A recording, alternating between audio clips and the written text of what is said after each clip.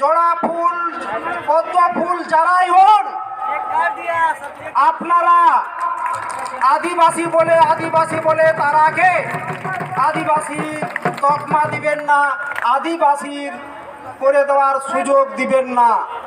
অত্যন্ত সুযোগ সন্ধানী।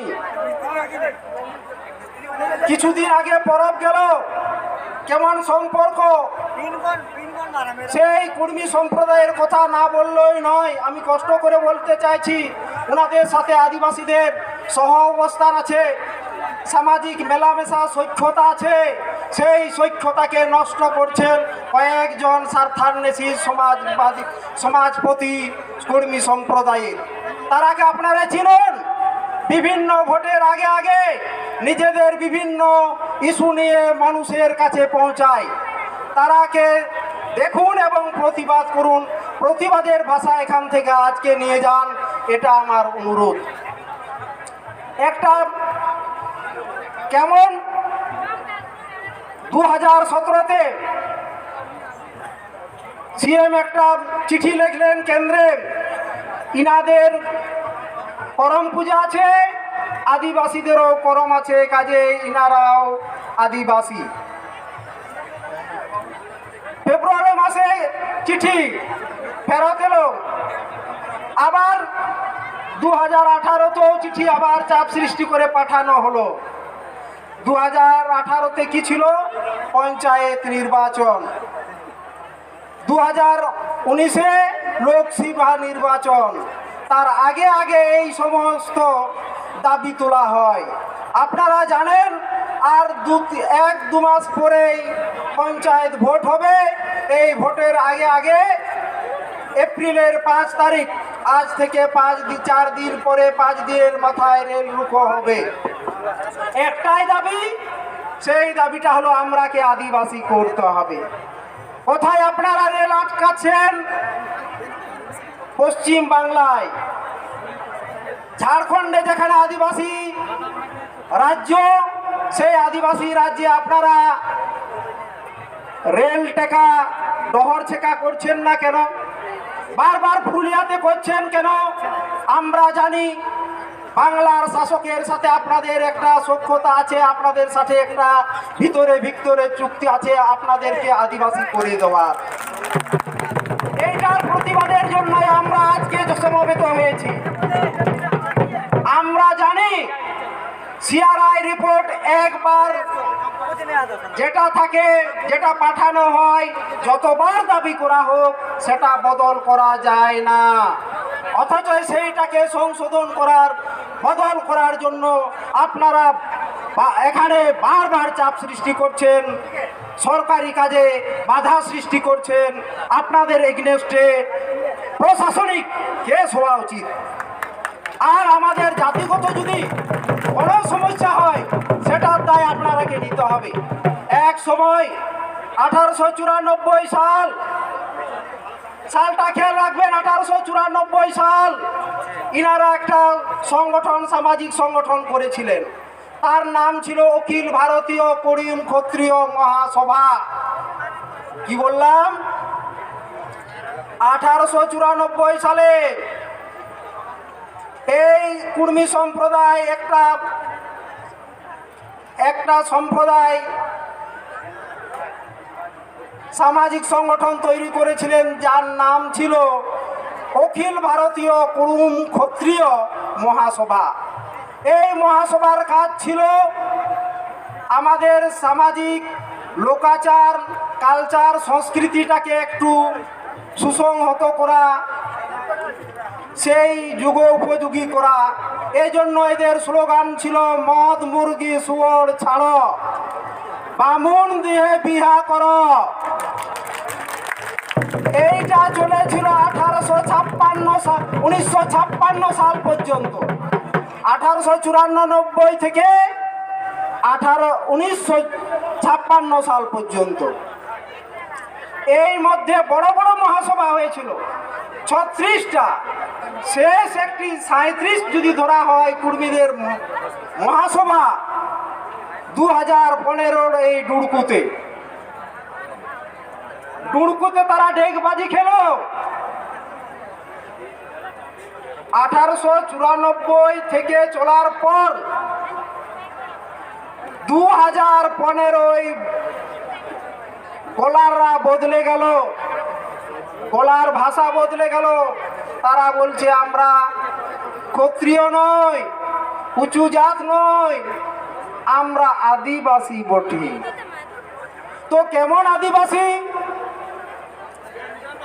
এরা বলছে সিআরআই রিপোর্টে কুর্মি আর কুর্মি তফাৎ আছে। এইটা ঠিক করে লিখুন। আমরা দেখেছি সেই সম্প্রদায়ের লোকে কুর্মি এবং কুর্মি একই। আমরা এর আগে এডিএম সাহেবকে ডেপুটেশন দিয়ে বলেছিলাম টাটা জামশেদপুর যাওয়ার আগে একটা ড্যাম আছে, সেই ড্যামটার নাম কিছু ভোজনপ্রিয় মানুষ এসেছে, তাদের বাচ্চাগুলো নাম দেখে দেখে বলছে mango dam, mango dam. Mango বানান কেমন? বর্ণ পরিচয়ের বই আছে, প্লাস্টিক বগে দেখবেন MANGO, ম্যাঙ্গো। বলছে না না না, আপনি ওটা ভুল বলছেন, ম্যাঙ্গো নয়, মাঙ্গো, মানগো। আরে বাবা, কুর্মি আর কুর্মি ইংরাজিতে কি হয়? ম্যাঙ্গো আর মানগো ইংরাজিতে কি হয় সেটা ঠিক করুন। আসলে চালাকি করে আদিবাসীদেরকে সহজ সরল অশিক্ষায় দুর্বলতার সুযোগ নিয়ে এরা আদিবাসীদের সমস্ত সুযোগ সুবিধা নিতে চাইছে। ইনারা যে জায়গায় আছেন সেখানেও জাতিসত্তা রক্ষা করা যায়। ভারত সরকার অত্যন্ত ভদ্রস্থভাবে তারাকে রেখেছেন অনগ্রসর জাতি হিসাবে, ওবিসি তালিকায় আছে। সেখানে 22% আছে, সেই 22%কে ছেড়ে 6 থেকে 7% ঢুকতে চাইছে কেন? এইখানে ইনাদের দুর্বিসন্ধি লুকিয়ে আছে। আমাদের জমি জায়গা ও আদিবাসীরা নিতে পারে না, জেনারেলরা নিতে পারে না।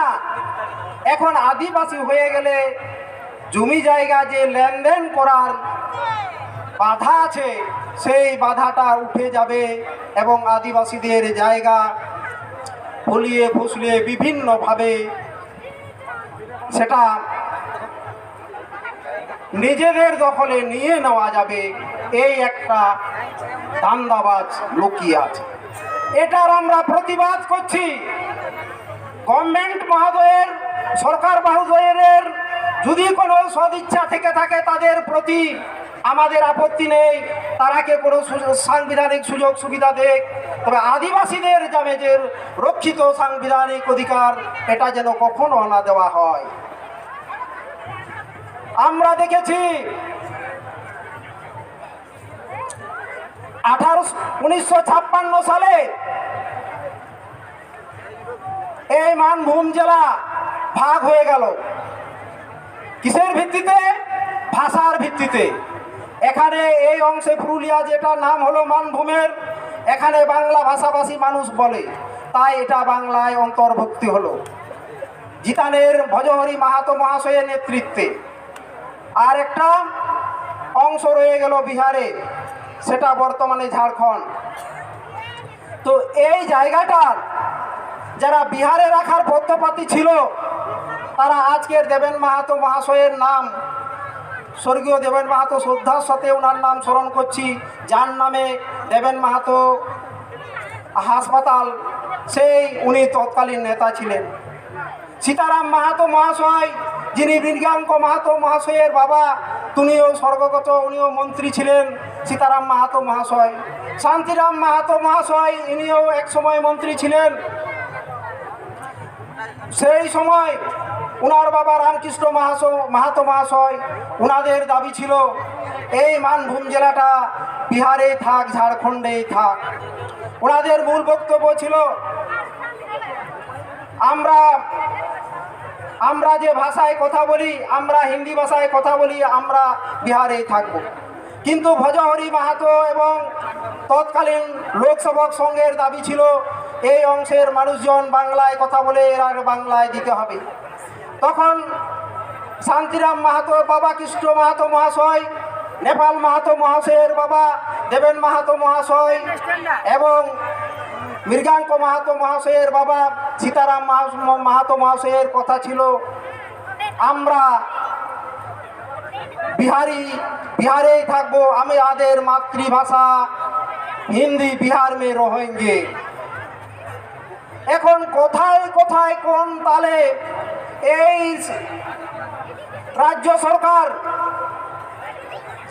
রাজ্য সরকার কুড়মালি ভাষার স্বীকৃতি দিলেন। কুড়মালি ভাষা কজন মানুষ কথা বলে? আমার এলাকায় তো কথা বলে না, আমি জানি। সেটা স্বীকৃতি হয়ে গেল, রাজ্যে দ্বিতীয় ভাষা হয়ে গেল। এই জন্য আমাদের সন্দেহ আছে, আশঙ্কা আছে, এই জাতিকে তারা আবার আদিবাসী বানিয়েও দিতে পারে। এই জন্য আজকে প্রতিবাদ করছি। আমরা দেখেছি এর আগে ওদের যা কালচার, কৃষ্টি, সেগুলো আদিবাসীদের মতো নয়। ওনারা বলছে আমরা প্রকৃতির পূজারী। আপনারা দেখবেন কোন গ্রামে মাহাতো লায়া, মাহাতো পাহান, মাহাতো নায়কে বাবা বা পুরোহিত আছে? আমি চ্যালেঞ্জ করে বলতে পারি ওদের নেই। তাহলে কে পূজা করে? ওদের পূজা করে ব্রাহ্মণ। এখনো ওনাদের কোনো মাহাতোদের গায়ে পয়তা আছে। আমি চ্যালেঞ্জ করে বলছি, এই রকম আপনারা মিশ্র সংস্কৃতির ধারক বাহক। আপনাদের গ্রামে হরি মেলা আছে, কালী মন্দির আছে, দুর্গা মন্দির আছে, এগুলো আদিবাসীদের কৃষ্টি কালচার নয়। আপনারা সেই সমস্ত দেবদেবীর পূজারী এবং করম যদিও করেন, আপনারা করমের পূজাটা করে আপনাদের পুরোহিত, আর আমাদের করে লায়া, আমাদের করে নায়কে বাবা, আমাদের করে পাহান বাবা। এত বড় মিথ্যা তথ্য দিয়ে আপনারা আদিবাসী হতে চাইছেন। আপনাদের পটলোক কোথায়? আপনাদের নায়কে বা লায়া কোথায়? আমরা এর প্রতিবাদ করতে আজকে এখানে সমবেত হয়েছি। একটা ছোট্ট গল্প বলি। আমাদের সরহাই পরবে ফুলপুরাণ ভাই, আমাদের সম্পর্ক আছে মাহাতোদের সাথে বা কর্মী সম্প্রদায়ের সাথে। বলেছে চলে এসো পিঠা খেতে। আমাদের হর তার বাচ্চাকে নিয়ে এক মহিলা চলে গেছে। হাতে জল, নলকূপের জলে হাতে পায়ে ধরে ধোয়ার পর সোজা রান্নাঘর। তখন ঘরের বৌমা বলছে বাহারে বাহারে বাহারে বাহারে বাহারে বাহারে বাহারে, মানে ওরা বুঝতে লাগছে সরহাই আসতে বলেছিস আর এখন বলছিস বাহার, মানে বাইরে বলছে, বাইরে বসো বাইরে বসো। সরহাই মানে কালী পূজা, আর বাহা মানে যেটা দোল পূর্ণিমায় হয়। এই রকম এদের সম্পর্কে আপনারা সজাগ হন। আমরা যারা এসেছি এই বার্তা আমরা যেন নিয়ে যাই। তারা যে দলে থাকুক, সেই দলের নেতা গেলে আমরা আদিবাসীরা ভোট দেব না পঞ্চায়েত। এই বার্তাটা নিয়ে তাহলেই বোঝা যায় জনশক্তি, আদিবাসীদের কত ক্ষমতা আছে। সেই বার্তা আমরা দেব। অতি দুঃখের কিছুদিন আগে শান্তিনিকেতনে এসেছিলেন, কলকাতায় নামলেন আমাদের রাষ্ট্রপতি মহামায়া দ্রৌপদী মুর্মু। তাদের সাথে আদিবাসীদের দেখা করতে দেওয়া হলো না। আপনারা জানেন এই আদিবাসীরা ভারতবর্ষে যত স্বাধীনতা আন্দোলন হয়েছে, যত শহীদ হয়েছে, তার অর্ধেকের বেশি, যত আদিবাসী বাদ দিয়ে যত মানুষ শহীদ হয়েছে, তার থেকে বেশি, অর্ধেকের বেশি আদিবাসীরা শহীদ হয়েছে। বিজেপির সংগ্রাম বলুন, টিএমসির আন্দোলন বলুন, সিপিএম এর বা বামফ্রন্টের জনসভা বলুন, আদিবাসী মহিলারা আমরা পিছিয়ে থাকে না। আপনারা তার মান্যতা দেন নাই। আমরা এটা লক্ষ্য করেছি। আমরা এও লক্ষ্য করেছি 2016-তে যেটা পঞ্চায়েত বিধানসভা নির্বাচন হলো, সেই বিধানসভার নির্বাচনে কুর্মী সিটও আপনাদের জোরালো ছিল। এই জন্য কুর্মীদের আপনারা রাজ্যসভায় 2 জন ক্যাবিনেট মন্ত্রী করলেন, 2 জন ক্যাবিনেট মন্ত্রী। এটার প্রতিবাদ আমরা যখন করলাম 2019-এ, তার একটা প্রতিক্রিয়া জানালাম, এবং 21-এ যেটা বিধানসভা হলো, সঙ্গে সঙ্গে 2 জন আমাদের, আমি নাম বলছি না, 2 জন ক্যাবিনেট পর্যায়ের মন্ত্রী ছিলেন, একজন অনগ্রসর দপ্তরের ক্যাবিনেট মন্ত্রী ছিলেন। সেখান থেকে তারা সরে এলো। 2021-এর বিধানসভায় নির্বাচনে একজন প্রতিমন্ত্রী করে আদিবাসী সম্প্রদায় থেকে রাখা হলো, এবং আমাদের মন জয় করার জন্য জঙ্গল মহল থেকে 3 জন সাঁওতাল মহিলাকে মন্ত্রী করা হলো। শুধু মন্ত্রী মানে চুপি মন্ত্রী, নিজস্ব কোনো দপ্তর নাই, ক্যাবিনেট পর্যায়ের নয়। এটার প্রতিবাদ দরকার আছে। এই প্রতিবাদ এখান থেকে হওয়া উচিত। এইরকম রাজনৈতিক ছোলাখোলা আমরা মানব না। ভারতের ইতিহাস যদি দেখা হয়, তাহলে দেখা যাবে এখানের যে 1765 সালে দেওয়ানি লাভ হলো, তারপরে রাজস্ব আদায়ের অধিকার বাংলায় দেওয়া হলো। সেই সময় 2 বছর পরে এই এলাকায় আমাদের প্রতিবাদের ঝড় এলো। প্রতিবাদের ঝড়, যারা তৎকালীন এখানে জমিদার ছিল, জমিদার বললে যাদের একটু বুকটা খুলে যায়, এই রামপদ সিং সর্দার, আমার রামপদ ভাই, লক্ষ্মী ভাই, এদের একটু পড়ানটা খুলে যায়। তো আদিবাসী হলো তারা এক সময়, ওই সময়টাতে জমিদার ছিল এই এলাকার, তারা প্রতিবাদ করেছে।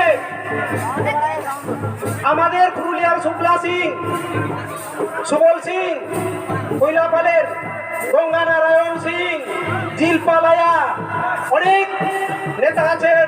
এইরকম এক নেতা, প্রথম যিনি শহীদ হলেন তিনি হলেন রঘুনাথ সিং।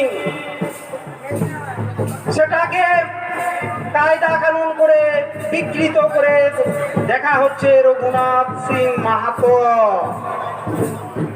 আর এই বছর সোশ্যাল মিডিয়ায় 6 লাখ করে দেওয়া হচ্ছে। আর একজন আদিবাসী নেতা, ওনারা কাল্পনিক চরিত্র তৈরি করেছে, তার নাম হলো চানকু মাহাতো। সিধু কানুর সাথে নাকি তিনি নেতৃত্ব দিয়েছিলেন। এইরকম কাল্পনিক চরিত্র করে ইতিহাস বিকৃত করার অধিকার যারা গ্রহণ করেছে, তাদের বিরুদ্ধে এখান থেকেই সিদ্ধান্ত হবে কোন পুঁথিতে, কোন লেখায়, কোন গেজেটিয়ারে আছে, কারা লিখেছে, তাদের এগেইনস্টে আমরা জনবিক্ষোভ করব, তাদেরকে ঘেরাও করব, তাদের উপযুক্ত নথি না দিলে তারাকে জেলে পাঠাবো। আমি আপনাদেরকে সংযত হতে বলবো। এই বার্তাটা আপনারা নিয়ে যান। আমাদের মধ্যে, আদিবাসীদের মধ্যে অনেক ভালো গুণ আছে, তার মধ্যে খারাপ 2টি গুণ আছে, সেটা একটু সংবরণ করবেন, পারবেন। মদ হারিয়া খানাপিনাটা একটু কমান, বরফ পাড়িয়ে মদ হারিয়া পিও, আদিবাসী যুগ যুগ জিও, আর ডোন ভূত এইগুলো নিয়ে কাগজ জরিমানা করবেন না, এই অনুরোধ রেখে আমি আমার বক্তব্য শেষ করছি। সালামকে জোহার, গুলশাদ জোহার জানাই। এই বলে আমরা মঞ্চে